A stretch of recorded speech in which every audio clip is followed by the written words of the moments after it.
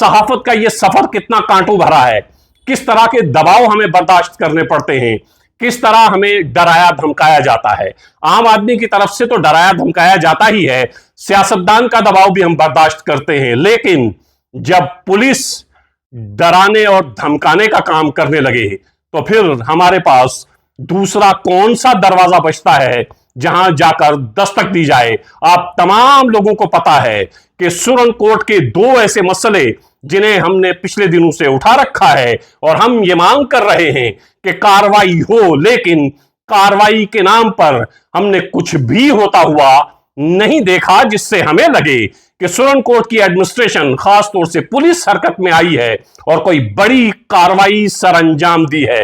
एक मसला है मौलाना जावेद का, जिन्होंने एक मासूम बच्चे को इतनी बेदर्दी से पीटा कि उसकी पीठ लहूलुहान हो गई। पीठ पर निशान आप देख सकते हैं, पहले भी आप देख चुके हैं। दूसरा मसला है एक बच्चे को वहां का एक दवा फरोश इंजेक्शन लगाता है, उस बच्चे की मौत हो जाती है, लेकिन कार्रवाई के नाम पर जब हम पिछले चंद दिनों में देखते हैं, कार्रवाई के नाम पर पुलिस ने अभी तक कुछ नहीं किया है। ये दो मसले हैं जिन पर हम चाहते हैं पुलिस कार्रवाई करे, सख्त से सख्त कार्रवाई करे, लेकिन पुलिस ने कार्रवाई की है कि मुझे फोन करके डरा धमका रहे हैं। चंद दिनों से पुलिस स्टेशन सुरन कोर्ट से मुझे फोन आ रहे हैं, एएसआई जमालदीन साहब हैं जो मुझे फोन कर रहे हैं और ये कह रहे हैं कि आपके खिलाफ एप्लीकेशन आई है, कुछ मौलाना हजरात हैं जो आपके खिलाफ यहां पर पेश हुए हैं, आप यहां पर आइए, अपनी सफाई पेश करिए। मैंने आज से 3-4 दिन पहले जब पहली बार मेरे पास फोन आया था तो मैंने जमालदीन साहब से कहा था, कानून जो कहता है, जो मैंने गुनाह किया है उसकी सजा जो बनती है वो आप दीजिए, आप कानूनी कार्रवाई करिए। आज जमालदीन साहब का थोड़ी देर पहले दोबारा मुझे फोन आता है, कहते हैं एसएचओ साहब बाहर गए हुए थे, अब एसएचओ साहब आ गए हैं, अब आप कल सुबह यहां हाजिर हो जाइए। मैंने आज भी वही जवाब दिया है कि जो मैंने गुनाह किया है, गुनाह नंबर एक बच्चे की पिटाई मौलाना इस बेदर्दी से करते हैं कि हमें लगता है इस बच्चे की आवाज बनना चाहिए, हम उसकी आवाज बनते हैं। इस तरह पुलिस स्टेशन से फोन आते हैं। गुनाह नंबर 2, एक बच्चे को एक दवा फरोश इंजेक्शन लगाता है, 2 इंजेक्शन लगाता है, बच्चा सुरनकोट अस्पताल पहुंचने से पहले ही मौत की आगोश में चला जाता है। हम उस पर आवाज उठाते हैं कि इसके खिलाफ कार्रवाई होनी चाहिए। ये गुनाह हम करते हैं, आप लोगों के लिए खड़े होते हैं, सब खामोश होते हैं। जिन लोगों को आपने भारी तादाद में वोट दिए वो भी खामोश, जिन लोगों को आपकी आवाज बनना चाहिए वो भी खामोश। जब इदारे आगे आकर कार्रवाई नहीं करते हैं तो फिर हमें आपकी आवाज बनना पड़ता है। तो फिर देखिए, आपकी आवाज बनने का सिला हमें इस तरह दिया जाता है, पुलिस स्टेशन से फोन आता है, डराने धमकाने की बातें होती हैं।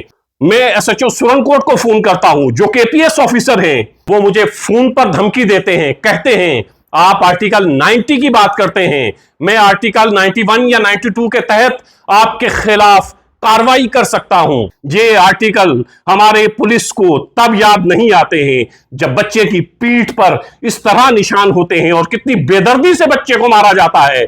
ये आर्टिकल पुलिस को तब याद नहीं आते हैं जब एक बच्चे को इंजेक्शन लगाकर मार दिया जाता है, कार्रवाई कुछ नहीं होती है। आर्टिकल याद तब आते हैं जब हम आवाज उठाते हैं। क्या इन आर्टिकल के जरिए आप हमें डराने धमकाने की कोशिश कर रहे हैं, डरा धमका रहे हैं कि हम खामोश हो जाएंगे, हमारी आवाज खामोश हो जाएगी? ऐसा नहीं होगा। हम बोलते रहेंगे, तब तक बोलते रहेंगे जब तक हमारे मुंह में जबान है। हम सच कहते रहेंगे, आपको बेनकाब करते रहेंगे। आप कार्रवाई के नाम पर आप हमें डराते हैं। मैं ऑन कैमरा आपसे गुजारिश करता हूं, जो मैंने गलती की है, जो मैंने गुनाह किया है, उसकी जो सजा कानून में बनती है वो कार्रवाई आप करिए।